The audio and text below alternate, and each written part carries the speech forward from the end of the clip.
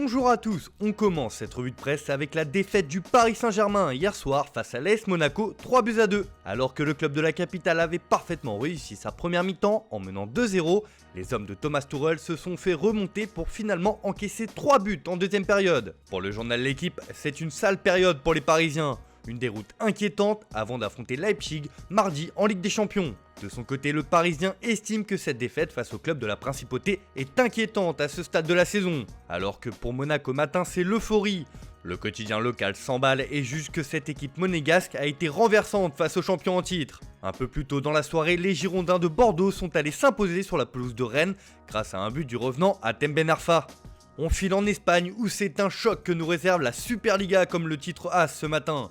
Le journal est ravi du retour du championnat après la trêve internationale. Et quoi de mieux qu'un affrontement au sommet entre l'Atlético de Madrid et le FC Barcelone. L'Atlético s'attaque au Barça alors que Diego Simeone n'a jamais gagné contre le club catalan en Liga. De son côté, Ronald Koeman a demandé du respect pour Messi en conférence de presse hier et a donné son point de vue sur le calendrier infernal. L'autre match intéressant concerne le Real Madrid qui se déplace sur la pelouse de Villarreal, mais avec une cascade de forfaits. Zidane va donc devoir se creuser la tête, juge le quotidien. Pour le journal Sport, le choc entre le Barça et l'Atlético est un super examen pour le club catalan. L'objectif de cette rencontre pour le Barça de Koeman est de réussir un coup au Wanda Metropolitano afin de montrer qu'ils ont une chance de se battre pour la Liga cette année. Direction l'Angleterre où ce sont deux vieux ennemis qui font la une des tabloïds ce matin. En effet, Pep Guardiola et José Mourinho se chargent par médias interposés depuis hier. Alors que Manchester City et Tottenham s'affrontent dans le cadre de la 9e journée de Premier League, l'entraîneur portugais des Spurs s'est montré suspicieux sur la réelle nature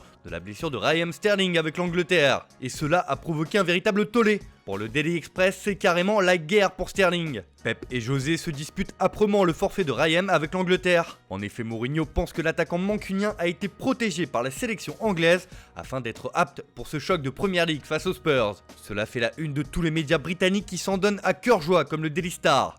Ils sont à nouveau rivaux, la guerre fait rage entre Mourinho et Guardiola sur le cas Sterling, estime le quotidien. Pour le Daily Mirror, les doutes de Mourinho font sortir Guardiola de ses gonds. Tu es médecin maintenant, José ? Interroge le coach espagnol. Une rencontre qui s'annonce électrique comme à la belle époque en Liga entre les deux coachs. On file en Italie où là aussi on attend la reprise du championnat avec impatience. Ce matin, la Gazzetta dello Sport accorde sa une au diable milanais incarné par Zlatan Ibrahimovic qui grogne selon le journal au papier rose. Le championnat le plus dingue reprend avec 8 équipes en 6 points, juge le quotidien. Ibra est à Naples demain pour le test Gattuso en tant que leader. De son côté, le Corriere dello Sport veut rapidement revoir à l'œuvre le duel des buteurs du championnat entre Cristiano Ronaldo et Ciro Immobile. Enfin, Tuttosport annonce sur sa une le vainqueur du Golden Boy 2020. Il s'agit là de Erling Haaland, le buteur du Borussia Dortmund. Le Norvégien est donc désigné comme meilleur joueur des moins de 21 ans évoluant en Europe. Enfin, on termine ce tour de la presse avec du Mercato qui s'affiche en une de Marca ce matin. Selon le quotidien madrilène, Isco souhaite quitter le Real Madrid en janvier lors du prochain Mercato hivernal.